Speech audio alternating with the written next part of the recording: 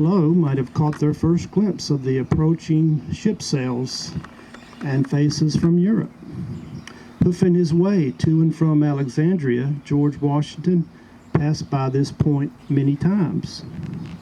The King's Highway, now Telegraph Road, the main north to south route in colonial times, ran below on its western side. It was on the top of this hill that Brian, 8th Lord Fairfax, built a country home he called Mount Eagle. He lived here from 1790 until his death in 1802. Brian was the eldest son of Colonel William Fairfax. Does anybody know about Colonel William Fairfax?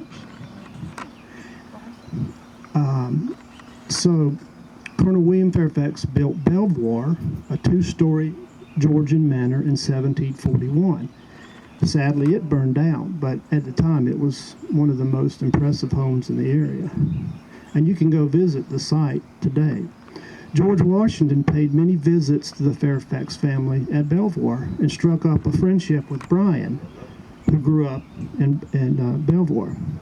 And this relationship remained strong despite the strain of the American Revolution, because Brian remained a loyalist. Washington mentored him as a lieutenant in the militia regiment.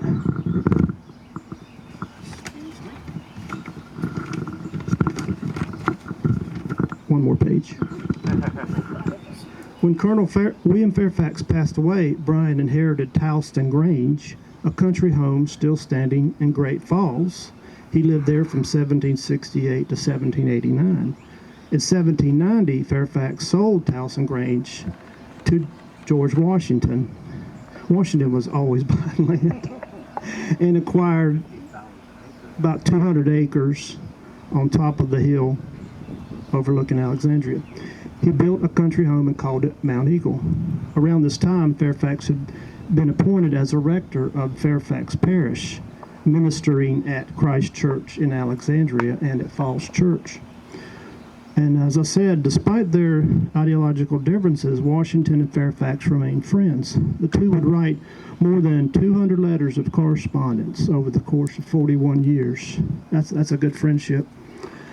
In one of the last letters, Washington closed by saying, "Mrs. Washington unites in best wishes for your restored health, and in respects to your lady and family with your lordship's most obedient and affectionate honorable servant." They had a way with words back then. A week later, Washington dined at Mount Eagle with Brian Fairfax and his family. And this was probably the last meal for President Washington away from Mount Vernon. And then 4 days later, Fairfax dined at Mount Vernon. And then 3 days later, on December 14th, 1799, Washington slipped away in his upstairs bed. Brian Fairfax was one of the chief mourners at his funeral. Thank you, Jay.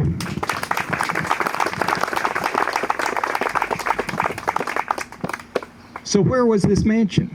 The mansion was kind of in back of you guys. It ran on top of this berm, but not the same direction. It was basically went this way, and the front door faced that way. Why that way? Well, that's the shortest way to North Kings Highway, and that was the main street back then, going straight across that way.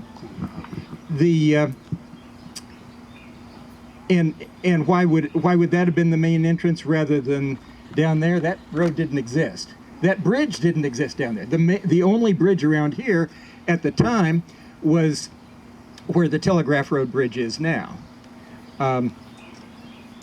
So when Brian Fairfax built the house, he owned 229 acres. That went all the way from here on down to the Hunting Creek. Now, over the years, various chunks of the property got sold off. As a matter of fact, around the turn of the century, there were only about 55 acres involved in the property. There's some different acreage figures at different times. So obviously there were boundary line adjustments at various points.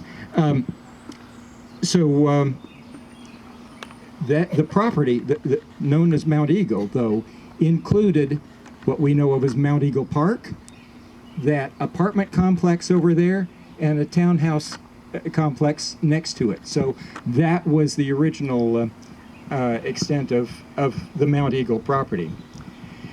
Now, we don't know that much about the house itself. You see, they didn't really require building permits back then. So all we know is that Fairfax bought the property in 1789, and he was writing letters from the property and signing at Mount Eagle by the end of 1790. We do know that Brian Fairfax had slaves. We don't know that slaves were the ones who built this property, because Fairfax had numerous properties around the county. The tax records show that he had between 10 and 12 slaves in 1789 and 1790. So we don't know specifically that slaves built the house, but most slaveholders at that time typically used their own laborers in building the house, even if there may have been additional skilled craftsmen, carpenters, masons, who might have been brought in. We simply don't have that information. We don't have the documentation. But we do figure that slaves were probably involved in building the house. Brian Fairfax died in 1802, 3 years after George Washington. His heirs kept the property until 1825. And then there was a succession of owners, one of them famous, George Mason IV, grandson of the famous patriot, owned the property for several years.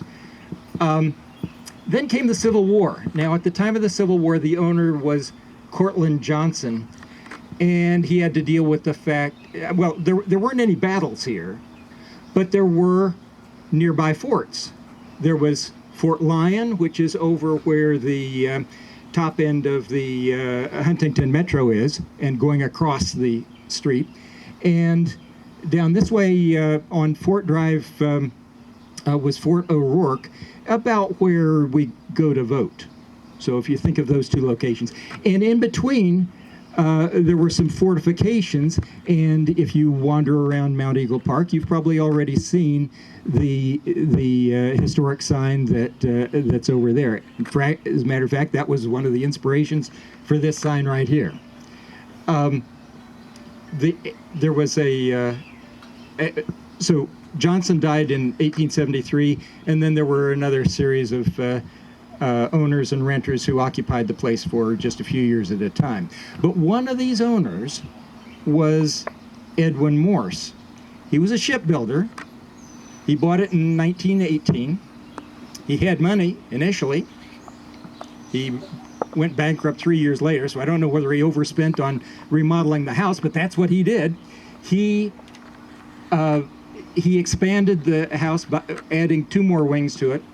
He raised the level of the house. He added a second floor on every part of the house that didn't already have a second floor, so that the image of the house that we have, it's in the, I pointed out earlier, in the community center, and you see it in the party rooms. That image is not of the time period that George Washington would have seen. That image is from 1918 and later, when the house was more magnificent, certainly.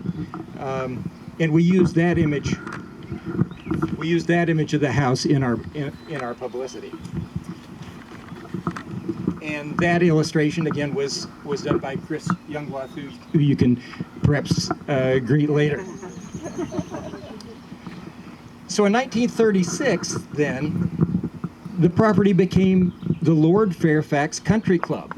It had tennis courts, it had jousting tournaments, and it also had slot machines.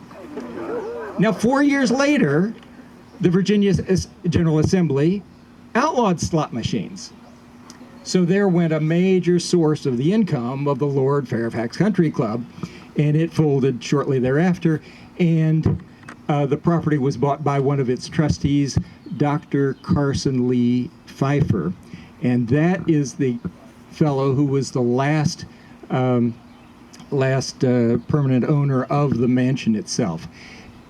He lived here for 24 years. He raised his family here. And as a matter of fact, one of the people who was raised here was Lee Pfeiffer Jr., who many of us have heard from, because he came here brought by Jay Roberts back in 2017 and talked to us about his recollections of the property. Jay, do you have anything to add about Lee's recollections?